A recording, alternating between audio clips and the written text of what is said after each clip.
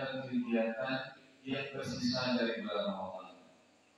Salah satu kegiatan yang paling utama yang diajarkan oleh baginda Rasulullah SAW yaitu al-i'tikaf, yaitu dalam fikih sunnah yang disebutkan oleh Sayyid Sabiq al-maqtu fil masjid hasba ala makanihi wa ma dama fi masjid, yaitu ketika seseorang berdiam di rumah Allah berniat untuk beriktikaf selama dia berada di dalam masjid tersebut. Ini adalah agenda utama sebenarnya Bapak Ibu. Kalau kita perhatikan agenda utama di 10 malam terakhir ini yaitu memperbanyak waktu untuk ibadah.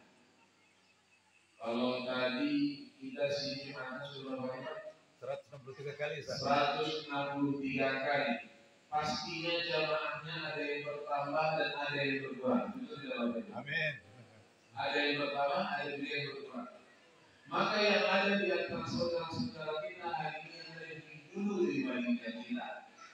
Dan Allah Subhanahu wa Ta'ala memberikan kesempatan bagi kita untuk bertemu dengan bulan Ramadan dan menyelesaikan bulan Ramadan ini bersama kita.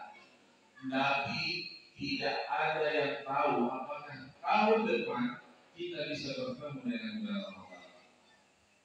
Bapak yang dimuliakan Allah Subhanahu wa Ta'ala, maka kegiatan i'tikaf ini dilakukan oleh seorang muslim yang dewasa, yang akil balik, yang dimana dia mempersiapkan dirinya, memperbanyak tilawah, memperbanyak majelis ilmu, memperbanyak tadarus, dan juga yang paling penting adalah menghadirkan kegiatan i'tikaf ini bersama keluarganya. Banyak di antara kita hari ini mungkin menyibukkan hanya untuk diri kita masing-masing, tetapi lupa bahwa kita punya beban, kita punya amanah yang disebut dengan keluarga. Dan keluarga itu menjadi tanggung jawab di pundak kita sebagai kepala rumah tangga hari ini. Tidak dapat dipungkiri bahwa setiap orang tua menginginkan anak-anak mereka menjadi anak-anak yang soleh. Setiap orang tua menginginkan anak-anaknya menjadi orang-orang yang berhasil. Dan tentunya kita menginginkan anak-anak kita menjadi anak-anak yang baik. Apa hubungannya dengan ini? Maka di sini malam ini yang kita cari korelasinya bersama-sama.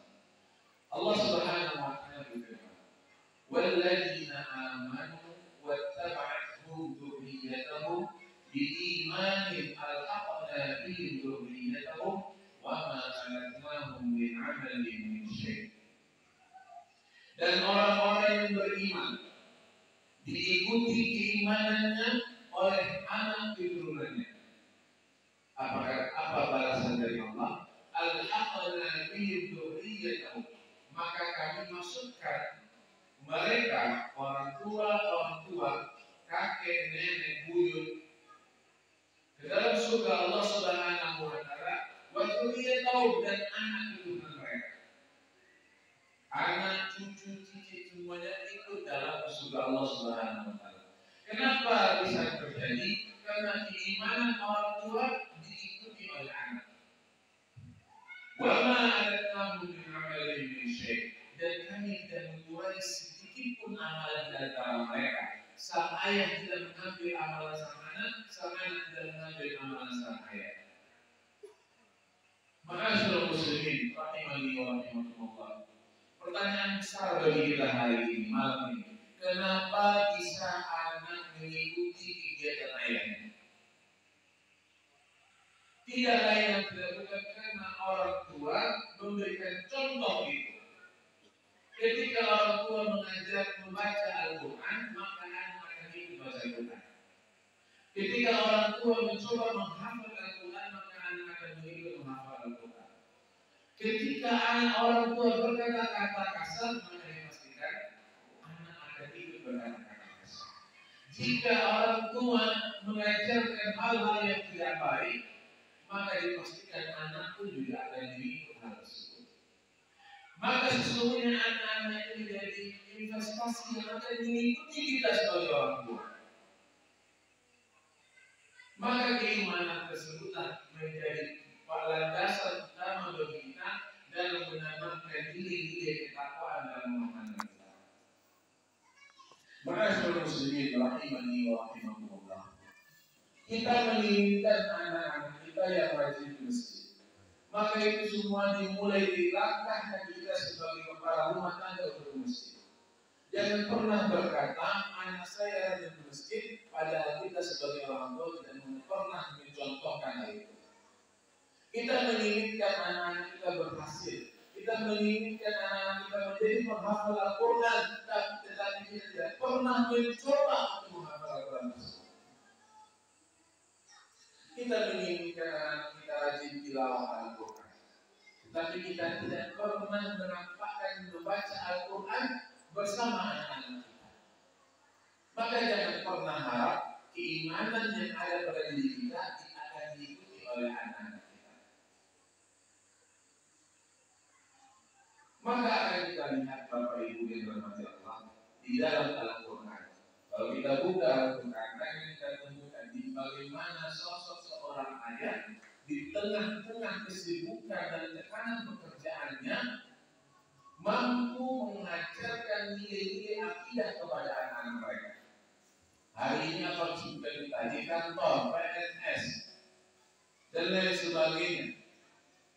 Dengan berbagai macam kesibukan dunia kita, sedikit pun tidak menghambat amanah yang harus kita lakukan kepada anak-anak kita. Kita lihat Nabi Ibrahim alaihissalam kepada anak Ismail alaihissalam ketika mereka berdua membangun Ka'bah. Nabi Ibrahim berdoa, Rabbana waj'alna muslimin laka wa min dhurriyyatina ummatan muslimatan lak wa arina manasikana wa tub 'alaina innaka antat tawwabur rahim. Ya Allah, kami sedang bangun Ka'bah ya Allah. Jadikan kami berdua muslimaini, orang-orang yang senantiasa menyerahkan diri ke dalam ketaatan kepada Allah ya Allah. Laka wa min dhurriyyatina, dan anak keturunan kami. Wa arina manasikana, tunjukkan kepada kami tempat-tempat manasik haji, tempat-tempat di mana kami beribadah, dan kami bertaubat kepada Engkau ya Allah. Innaka antat tawwabur rahim, sesungguhnya Engkau Maha menerima taubat. Siapa yang mengajarkan ini akidah tersebut? Nabi Ibrahim. Kepada siapa yang diajarkan? Anaknya Nabi Ismail. Kebetulan Nabi Ibrahim punya dua anak. Di dua ayat setelahnya, Nabi Ibrahim mewasiatkan kepada anak keduanya, yaitu Ishak. Makanya di situ Allah Subhanahu wa taala menggunakan kata wassa. Wa wassa biha Ibrahim banihi wa Yaqub ya bunayya inna Allah astafa lakumud-din fala tamutunna illa wa antum muslimun. Duhai anakku, kata Ibrahim. Ya bunayya. Maka tatkala Nabi Ibrahim alaihissalam mewasiatkan kepada anaknya dan kepada cucunya Yakub. Berarti kalau cucunya Yakub berarti ayahnya siapa? Ishak. Jadi diwasiatkan, sesungguhnya Allah telah memilih bagi kalian sebuah agama, maka kalian jangan pernah wafat kecuali dalam keadaan muslim. Wasiat ketauhidan disampaikan oleh sosok ayah. Kita juga lihat bagaimana Luqman al-Hakim memberikan wasiat kepada anaknya tentang ketauhidan. Wa in qala Luqman li ibnihi wa huwa ya'iduhu ya bunayya la tusyrik billah inna syirka la zulmun 'adzim. Maka tatkala ketika Luqman al-Hakim menyampaikan, menasihati anaknya, duhai anakku, jangan pernah mensyirikkan Allah Subhanahu wa taala. Sesungguhnya kesyirikan adalah kezaliman yang nyata. Maka kita lihat bagaimana peranan ayah yang mampu mengajarkan nilai ketauhidan. Dan kita lihat semuanya Nabi Allah, Rasul Allah di tengah-tengah kesibukannya berdakwah di hadapan para umat, namun mereka masih sempat mengajarkan nilai ketauhidan.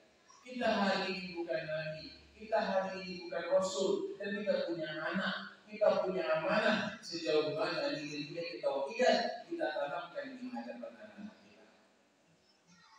Ma'asyiral muslimin, rahimani wa rahimakumullah. Tidak hanya Nabi dan Rasul, kita lihat Buya Haji Abdul Malik Karim Abdullah.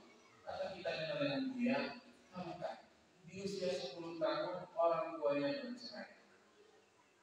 Buya Hamka yang tumbuh kecil, hidup manja, senantiasa semua fasilitas ada, tiba-tiba harus berpisah dengan ibunya. Maka di usia 12 tahun, ayah Buya Hamka Haji Abdul Karim melihat kebutuhan pada Buya Hamka. Buya Hamka terlihat lebih aktif, sehingga Buya Hamka dibawa ke kegiatan hijau. Di situ dinasihati oleh sang ayah. Kebetulan ayah ini doktor dari Al-Azhar Universitas. Duhai anakku, aku ingin engkau menjadi ulama. Aku ingin engkau menjadi alim ulama. Maka ubah. Maka ketika di situ Buya Hamka ketika diajarkan, ditanamkan di tauhid, siap. Maka setelah itu beliau dikirim ke Jawa untuk belajar ilmu agama dan belajar menulis. Di usia 18 tahun beliau merantau ke Mekah Al-Mukarramah. Maka beliau hari ini menjadi ulama pahlawan yang kita kenal biasa-biasa. Dan bagaimana beliau bisa berubah seperti itu? Karena doktrin dari sang ayah mengharapkan perubahan pada sang anak. Maka hari ini bahwa pada diri dalam Allah Subhanahu wa Ta'ala, jika kita menemukan ada hal tertentu pada anak-anak kita, jika ada sesuatu pada anak-anak kita yang mulai mumayyiz, yang mulai ambil balik, maka sekiranya kita perlu bicara empat mata, menasihatkan kepada mereka, mengajarkan kepada mereka nilai-nilai ketauhidan. Kenapa demikian? Tantangan anak kita lebih berat. Apa yang mereka lihat, apa yang mereka dengar, apa yang mereka hafal dari berbagai macam media sosial sangat cepat masuk ke dalam otak pikiran mereka. Dibandingkan dari nasihat-nasihat orang tua. Ibundanya yang menasihati pagi, siang, malam dengan nada yang rendah menengah sampai marah, tidak didengar oleh sang anak. Ayah pun sibuk dengan pekerjaan sampai rumah istirahat, sampai lelah, anak dibiarkan begitu saja. Sehingga apa yang terjadi, anak tidak mendapatkan kenyamanan di rumah mereka. Lalu mereka pergi mencari kenyamanan. Kemana mereka akan mencari kenyamanan? Akan mereka temukan bersama teman-teman mereka. Mereka temukan teman-teman mereka yang asik bercanda, asik bergurau, bahkan asik berkata-kata yang kotor. Sehingga anak-anak kita na'udzubillah mulai masuk kepada pikiran-pikiran yang bebas. Kenapa itu semua bisa terjadi? Ketika hilangnya kebersamaan dari sosok orang tua, baik itu ayah maupun ibu pada diri anak-anak kita. Ma'asyiral muslimin rahimahumullah. Oleh karena itu, momentum Ramadan ini sangat pas bagi kita. Setidaknya kita perlu duduk bersama, baik itu di teras rumah kita ataupun di ruang tamu rumah kita, ruang keluarga kita, ataupun kita menggunakan masjid sebagai fasilitas majelis ilmu kita. Bagi Rasulullah SAW bersabda, "Wa majtama'a qaumun fi baitin min buyutillah yatluna kitab Allah wa yatadarasuna bainahum." Dan tidaklah suatu kaum, suatu masyarakat, suatu komunitas seperti kita hari ini berkumpul di rumah Allah. Apa yang mereka berbuat? Yatluna kitab Allah wa yatadarasuna bainahum.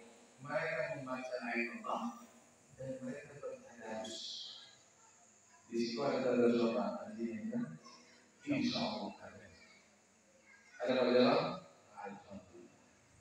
Sekiranya apa itu tadarus? Tadarus diambil dari kata darosa. Masuk wazan tafa'ala menjadi tadarusa. Apa maksud tadarusa? Tadarus yaitu proses belajar memahami ayat-ayat Al-Quran. Sehingga tadarus itu tidak hanya membaca saja, kurang tepat. Lalu apa yang lebih tepat Ustaz? Yaitu membaca Al-Quran, memahami apa yang dibaca, dilanjutkan mentadabburi apa yang dibaca. Kita hari ini insya Allah mampu membaca Al-Quran. Nah, tapi jarang di antara kita yang membaca terjemahan Al-Quran. Kalau kita tanyakan kepada diri kita hari ini, sudah berapa kali kita, sudah berapa juz kita membaca Al-Quran? Sudah berapa kali kita khatam Al-Quran? Mungkin di antara kita sudah ada yang menunjuk. Tapi kalau ditanyakan, sudah berapa orang di antara kita yang sudah mengkhatamkan terjemahan Al-Quran? Karena bagaimana mungkin kita membacakan Al-Quran ini tanpa memahami isinya? Di Al-Quran ada terjemahan. Jadi kita baca satu halaman, kita baca terjemahan. Atau ada ayat-ayat tertentu yang menarik bagi kita, kita baca ayat terjemahan. Apa maksud dari Allah yang Allah ingin sampaikan kepada kita? Sehingga banyak dari kita yang kurang tepat hari ini hanya membaca Al-Quran tapi tidak memahami apa yang dibaca. Dan proses ketiga dalam proses tadarus itu adalah pentadabburan, yaitu berusaha memahami ayat-ayat Allah dengan hati kita. Allah Subhanahu wa taala berfirman, "Afala yatadabbaruna al-Qur'an am 'ala qulubin aqfalha?" Apakah kalian tidak berusaha mentadabburi Al-Quran, atau jangan-jangan hati kalian sudah terkunci? Maka perlu sekiranya kita mencoba mentadabburi Al-Quran ini dengan hati kita. Karena kadang-kadang dengan akal pikiran tidak akan sampai. Perlu dengan hati yang suci. Makanya oleh karena itu bahwa yang dirahmati Allah, ketika kita membaca Al-Quran dan ketika kita tidak menangis dengan apa yang kita baca, sebetulnya kita perlu menangisi diri kita. Kenapa saya tidak menangis membaca Al-Quran? Terutama di ayat-ayat yang berhubungan dengan azab dan hari kiamat. Setidaknya kita perlu menangisi diri kita. Nah, proses inilah yang perlu kita hadirkan. Ada seorang ayah, istri dan anaknya membaca tadarus sama-sama baik di masjid ataupun di rumah. Kata baginda Rasulullah SAW, la taj'alu buyutakum qubura, atau dalam hadis lain, la taj'alu buyutakum maqabir. Jangan kalian jadikan rumah-rumah kalian seperti bagaikan kuburan. Kenapa demikian? Karena tidak dibacakan Al-Quran di dalam.